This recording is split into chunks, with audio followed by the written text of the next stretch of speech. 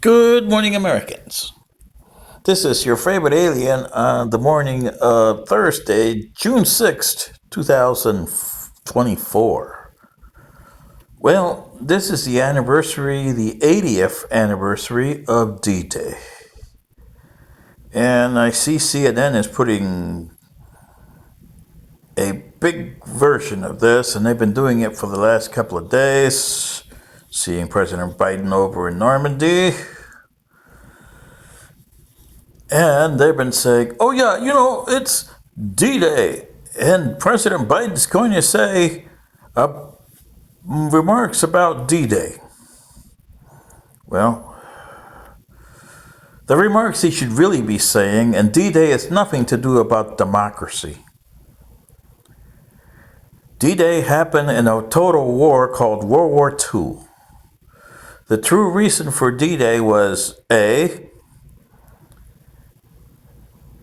eliminate them before they annihilate you, because the Germans and later the Russians and Japanese, even though the Russians were fighting the Germans, well, that tells you that two crazy people cannot get together.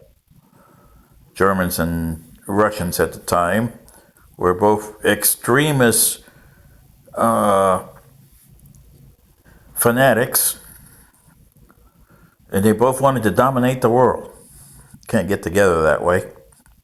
The Japanese, the same way. The people that ran those states were out of their minds. And the people that ran the United States and the Allies, well, the British, because the French were gone, the Italians, well, they were a disaster. And all the rest of the Allies, Canadians, they didn't know what the hell they were fighting for. But you were fighting because the Germans wanted to annihilate you and exterminate you if they could. The Russians wanted the same thing, although Joseph Stalin would never come out and say it. But he did prove it after World War II when he invaded Eastern Europe and tried to propagate his way of thinking and wars all over the planet with proxies later. But here's the real meaning of D Day. If you look at June 4th or June 6th, 1940, 4 years earlier, and you look at the map of the world as planet Earth, I'm from another planet, so I can look at this from another point of view here. If you look at your planet back 4 years earlier, June 6, 1940, what did you see? Well, you saw Western Europe controlled by Nazi Germany up until Poland, which was divided between them and Communist Soviet Union with Joseph Stalin, which controlled the rest. So you had the Eurasian continent 99.9% controlled by these two powers. And over in the other Asia, in 1940, the Japanese controlled a certain portion of China and Asia. They controlled Korea and certain portions of the Pacific. But they had a pain in the neck vice that was holding them back, i.e. the United States, who controlled the Philippines and had a vital base in Hawaii, Pearl Harbor. The British still controlled Hong Kong, the Portuguese Macau, but that was minor. They could have just gone there and stomped them out, which they did eventually a year later. And they took over the Philippines a year later. So by the end of 1941,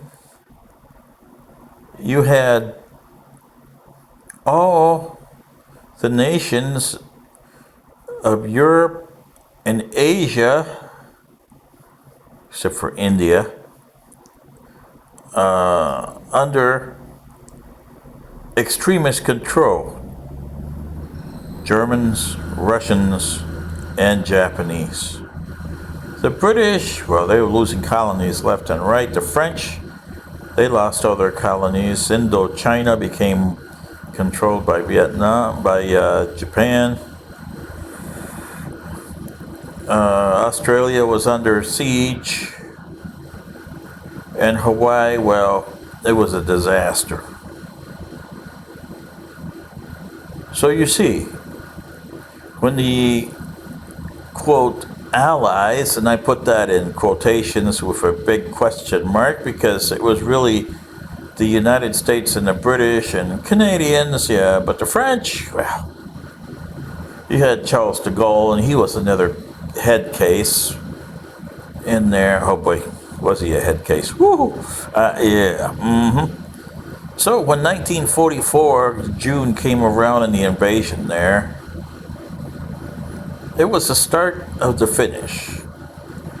But the Allies knew they could defeat Germany and they had to make peace with Russia because it was too big of a country to control. And that's the key, Americans. No matter how much your civilization advanced, the more territory you control, the less control you have.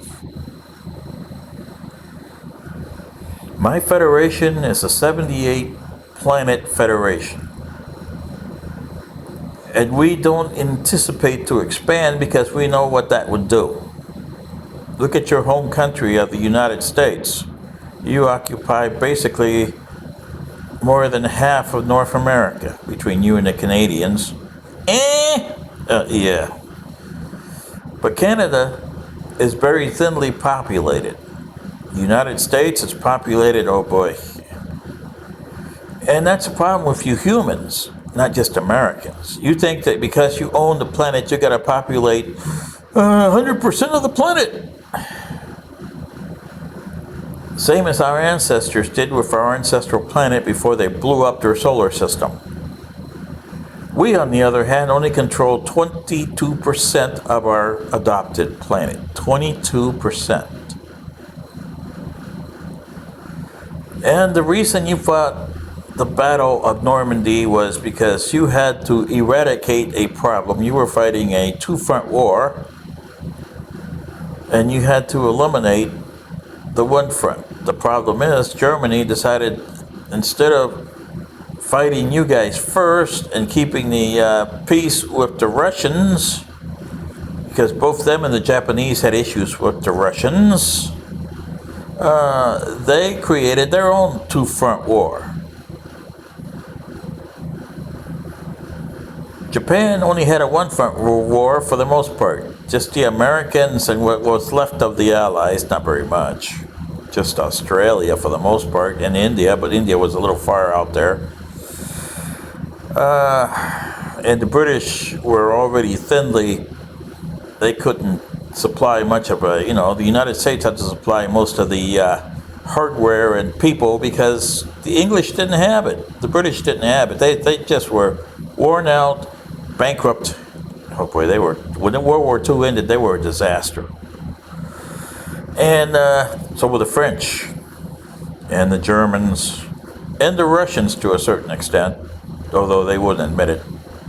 The Japanese were destroyed. Yet 80 years later, we still have the same problems. Because you got people that want to annihilate you, and you got people that are just going to fight to survive. So you see, we haven't done much in 80 years. And 958 years ago, the invasion started the other way, from Normandy to England. 1066. So we haven't learned anything in 958 years, have we? Not even an iota. What do you think, Americans, when you're celebrating today?